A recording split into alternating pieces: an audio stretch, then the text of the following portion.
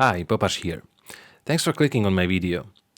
I would like to convince you that my ambition is not to create a YouTube clickbait, but to present my understanding of performativity of sign in a sociological manner.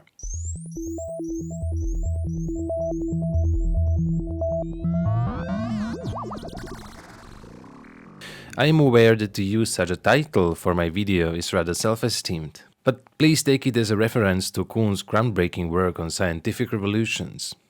In a way, I believe I just further develop his thinking. I am trying to apply it. As about my studies, I am a sociologist. But as about my work, I live from marketing, or better say meaning making, for not-for-profits, businesses and politics. My thinking simply is that all of these categories, like marks, names and signs, do not belong to economy, politics or any other field. They all are first and foremost knowledge categories of our culture. And this applies to brands as well. We as sociologists, but many others as well, are used to believe brands belong to the world of economy, market competition or political competition. But from a sociological perspective, they shouldn't. We need to start thinking about them as a form of knowledge, as understanding. What kept me hunting for long was a language difference between my mother tongue, which is Slovak, and English. What we in English call a sign, brand, mark or name sounds pretty similar in Slovak as znak, značka, známka or označenie. You see, they all share this common base. And I guess it is this lucky coincidence that allows me to think about and establish a connection between marketing and sociological theory. But I am not the first one. I guess Durkheim himself thought about it in a similar manner. I refer here briefly to a citation from his Elementary Forms of Religious Life. Indeed, it is a well-known law that the feelings something awakens in us are spontaneously communicated to the symbol that represents it.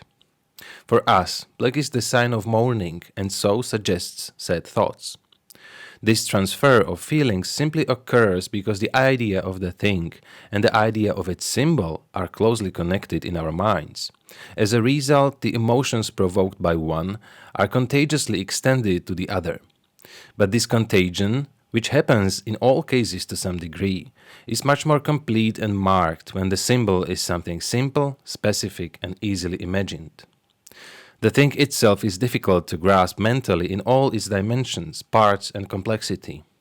We would not know how to locate the source of powerful feelings in an abstract entity, which we can imagine only vaguely and with great effort.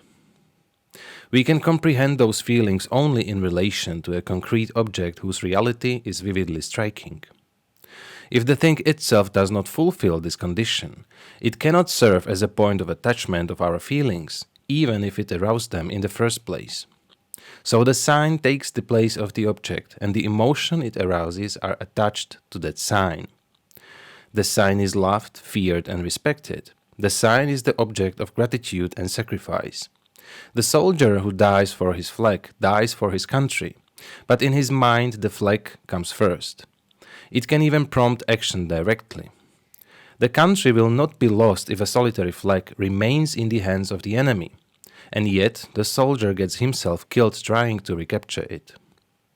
We forget that the flag is only a sign, that it has no intrinsic value but serves only to recall the reality it represents.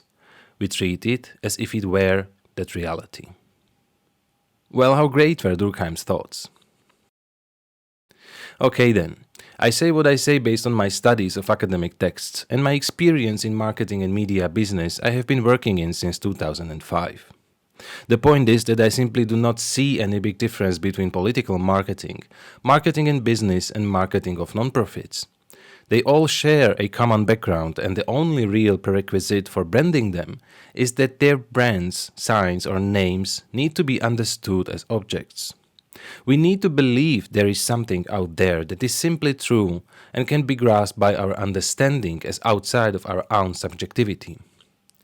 But as sociology knows, all of human knowledge is a result of human hands. It is always a product, construct of human work translated into objectual expressions. And what marketing lives from is this feeling of ontological security that is linked to a world consisting of objects with names.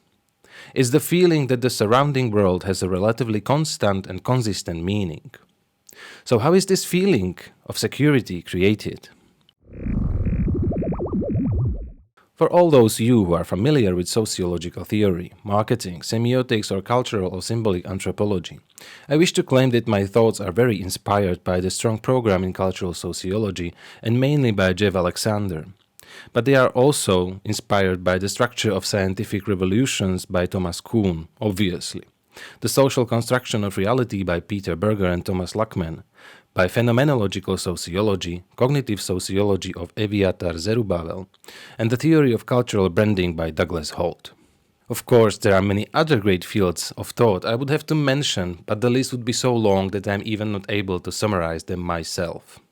I'm very sorry, but I simply do not even remember all the texts I have gone through during last 4 or 5 years. I also want to excuse myself as I won't follow proper scientific standards of citations, as my only aim is to produce this as a series of YouTube videos. At the end of this introduction, I want to express my very deep thanks to Jeff Alexander from Yale University, who has given me the great opportunity to spend a semester with him. But I also want to thank to Csaba Salo from Masaryk University in Brno, Czech Republic, and to Gabriela Lubelcová from Comenius University in Bratislava, Slovak Republic. And of course, I'm very thankful to my loving wife and son for the never-ending support in what I want to do. Now in the following parts I will switch to Slovak, as it is a little uncomfortable for me to speak in English. For those who are interested, I have tried to translate all my videos to English, so please turn the subtitles on. Thank you for watching.